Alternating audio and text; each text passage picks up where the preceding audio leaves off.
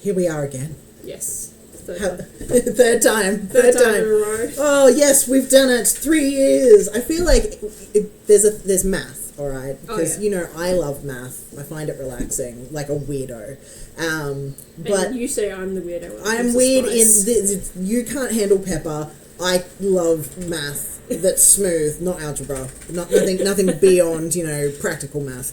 But try to find X for me. 7 years is what it takes. So if you're friends with someone for 7 years, then that means you basically can't ever get rid of them again. You're friends forever. True. If you stick to a career for 7 years, you are more likely to stay in that career. So 7 years seems to be like a larger habit building thing for humans. It's like 30 days for a basic day-to-day habit, but for something that feels very long-term, relationships, projects, writers' festivals, 7 years seems to be the go. So 3 years in, we are nearly halfway there.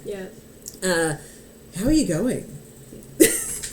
Belinda Topan, everyone, is our Writers' Festival organiser for 2023. So I stepped up as president of the Logan Chamber of Commerce, and I'm organising the Business Distinction Awards, the local markets, the general meetings every month. I'm advocating for all the stuff that the businesses need in Logan for getting what they need done.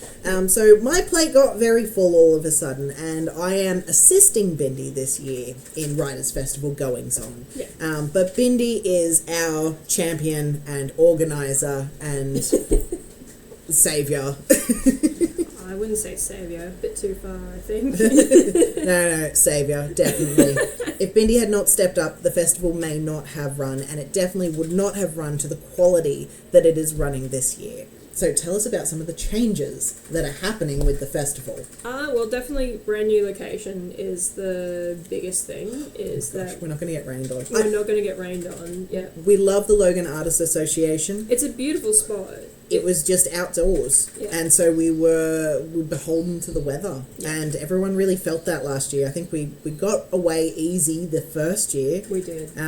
It was sunny, it was green, the garden looked beautiful, the chamber put a lot of effort into helping restore it, and then the second year the chamber again put a lot of effort into restoring it, but it just bucketed down with rain, and then on the second day the wind picked up and blew the tents around, and it was terrible. Oh yes, it's the second year was definitely a learning curve and a rough one for us. It was a learning experience because, like you said, we got off easy the first year, thinking, we don't have to worry about it. Surely this time of year is fine. It's fine, and then it rocked around again, and then it just kind of slapped us in the face kind of thing. Was like, no, you really need to think this over. And we're like, we understand now, yes. Yeah, okay, we're listening. We're listening, thank you, universe. So, we changed venues. We're very excited, and thank you to Logan City Council for allowing us to use this venue for the 2 days. It's absolutely exciting to be able to use the indoors as well as some of the outdoor features, and we're also changing dates too this year. A lot of people were expecting September, but no, we've changed it to June this year, so still the same dates in terms of 9th and 10th, same theme, but just a different month. So it's going to be colder, which I'm not pleased about. So well, everyone will be able to grab a book and snuggle up and be all warm through winter. I'll be in my jacket. Bindi will look like a cloud of puffy, beautiful, lacy, black frilled winter clothes. Oh yes. Yeah. Actually, I need to get some nice winter gothic clothes. I've only got summer version variants of it. I mean, you live in Brisbane. You only need winter clothes for about 2 days in the year. Yeah. No, that's true. We're also doing panels this time instead of... so we've got 4 major speakers for the conference room, but then we're doing panels for the rest in terms of where it's not only going to be where everyone's set up with their tables, but also on the main stage. So everyone doesn't miss out on seeing people... discuss and talk and on the topics that they were given, and all the speakers are very excited to be part of these panels, so it gives them an opportunity to not only talk but also have the crowd interact with them as well. So I think that's a huge thing as well. Absolutely. And what panel are you on? I'm on the beginners panel, but I'm okay with that because I like to share the knowledge that I've learned as a beginner author. Like I've been doing this for like over 10 years writing, but like only just publishing seriously in the last 5 years. Yeah. So it's not like I can say I'm an expert at this, but I have some knowledge that could be easily passed along for any authors who would like to like start up a novel or learn what the industry standards are, or like just to get on their feet, so to speak. And like I've learned a lot in the last 2 years in terms of a huge learning curve. Yeah. Like already I'm getting my books re-edited and getting covers redesigned for them to match the theme of what I'm trying to get across, because funnily enough people do judge a book by its cover when it comes to marketing. Incredible. Yeah. They say never judge. Oh no, they judge. I feel like you couldn't judge a book by its cover before Photoshop was invented. Yeah. Before that, it was just basic titles. You might get shiny inlay, or you'd get, they'd only be able to change the cover very infrequently. So you couldn't judge a book by its cover because maybe they just got the wrong cover for the book. Yeah. But nowadays, you can absolutely judge a book by its cover. Oh yeah, and they will scrutinize it. They'll just be like, what is this? But yeah, that's what I've learned. So I'm hoping, like, I can pass that along for the talks and stuff like that. And I'm going to be speaking with another author as well. And yeah, it'd be exciting, really. That'd be good. Yeah. So, I know you've been editing your first book, waiting for the editor to get her timetable so that she can actually do the proper edits for you. But what have you found as you've been editing your first book over again?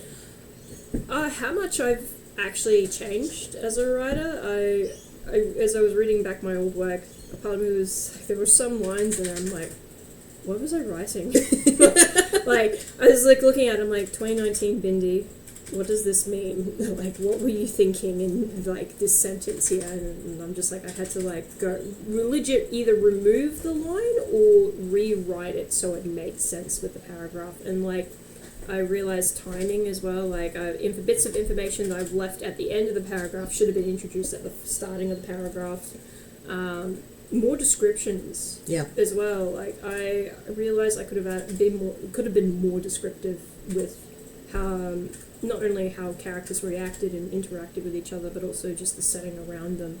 And so I filled in those bits and pieces. So it's amazing for me to read it and go, oh, I could have added blah blah blah blah blah to this, and that would make the scene a lot more fuller, but also more I guess intact as well, so you're not missing out and filling the gaps in yourself. Yeah, by giving people context. Yes. Yeah, very strong context. I think that as you grow as a writer, you realize, and as you grow as a reader as well, you realize where these context pieces belong, when it's overdone, when it's underdone, and it's kind of like, it's nearly like becoming a chef. Yeah. Where when you do it the first time and you go exactly by the recipe and somehow you still mess it up, as opposed to 5 or 6 years on, when you go by the recipe but you know what they meant by it and you know where to tweak it and you know how to just give it that little bit of extra stuff. Yeah, very much so. It's entirely witchcraft. It is. Like, it's like baking, witchcraft. Like, because it's only just in recent years I've truly understood the meaning of show, don't tell.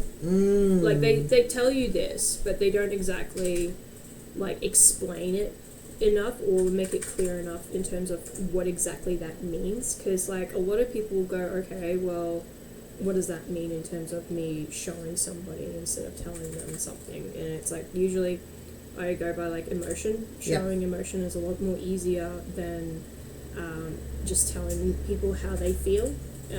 Like, that's a good starting point, and then you can expand upon like what else could you add to show if they're like, like the interactions with characters, and then like how they act instead of like them being grumpy at somebody. They could throw an item at them and that shows their anger. Rather than telling someone that they're grumpy. Yeah. Yeah, absolutely. Yeah.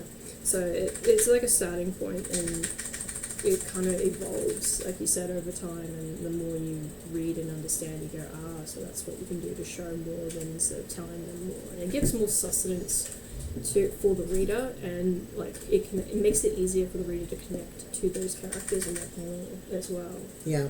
Yeah. I find that show don't tell often helps you take out your LYs. So it takes out your adverbs. Yeah.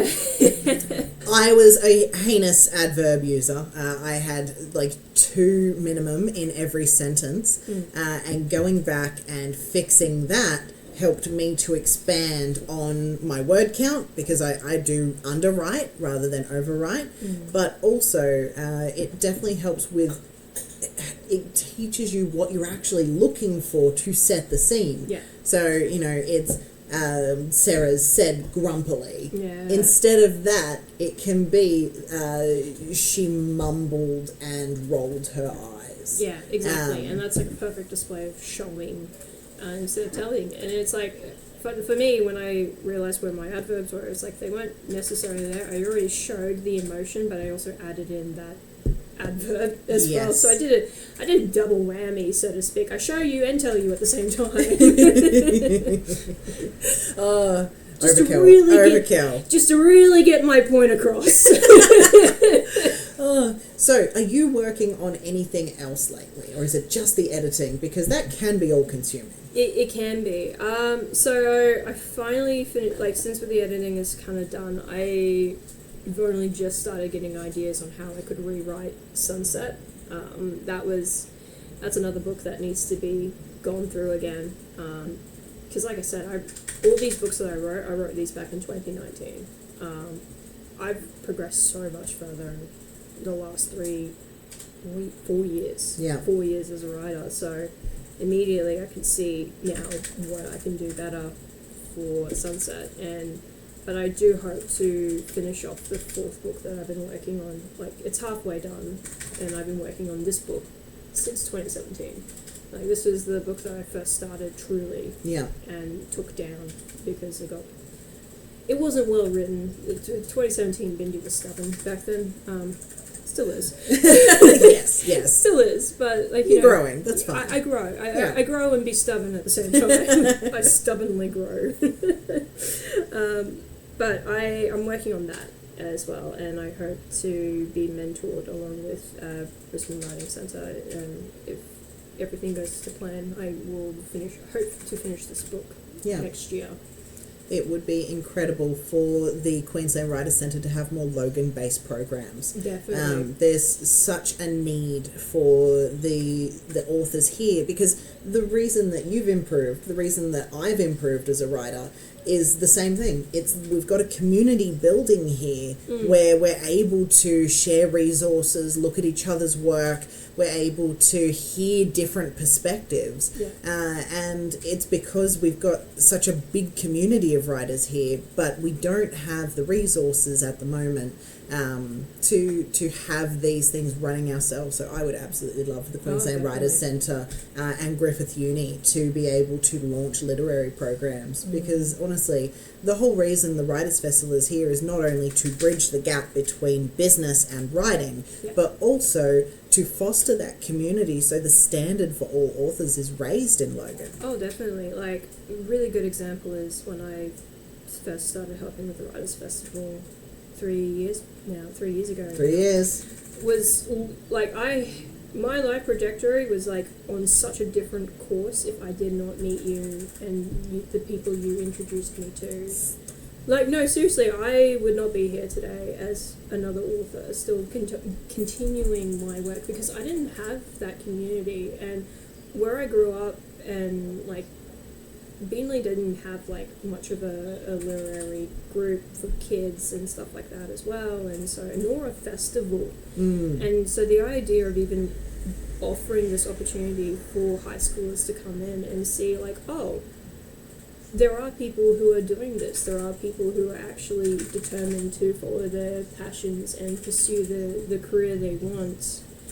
And I hope that doing this festival inspires these young people and these kids, and like, that's a big thing for me, is like to actually show them, like, hey, we're here. Like, we can do this, and just like you can too. Like, you know, and we want to help you. And it would have been an incredible opportunity being in high school, because the only option for us when we were in high school was to go to a publisher, was to write a manuscript, send it to a publisher, and it was like throwing spaghetti at walls. You didn't know what your manuscript was supposed to look like, or the editing, or the story formats, and you really only get that with mentorship from older writers and more experienced writers. So to be able to have someone set out a career for you that shows you this is what your trajectory actually can look like.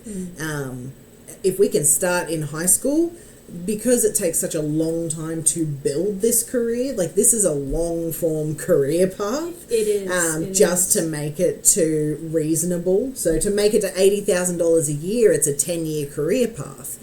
And we want to halve that. And we want to help other authors get that done faster. Yeah, exactly. And like and also make them feel like they're not alone in this as well, because a lot of them would feel like I have to do this, like it's just me.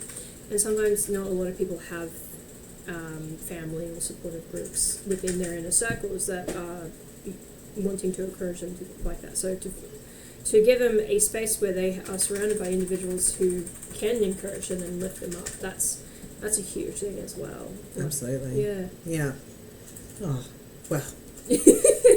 We'll leave it on that note for this year. Now, Bindi, you are on the beginners panel. What day is that on? Is it on the Friday? That's on the Friday. Excellent. So in the afternoon. You will be able to see Bindi, and you'll be able to pick up, hopefully, a newly edited and printed version of Living with Vampires. Yes. Or you'll be able to get the ebook version at a minimum. And you can get the first edition copies of all three, which is very special. They may not have the same editing polish that it will have, but it doesn't make them any less special. It means that you've caught a very temporary and unique moment in time. So please come along to the festival on the 9th and 10th of June. Come see Bindi, give her a big hug for all the work she's done. Just run up and give her a hug and don't tell her why. I'm going to be tackled. And we will see you then and there. So have a fantastic month. Stay dry, stay warm, and we will see you at the Logan Writers Festival 2023.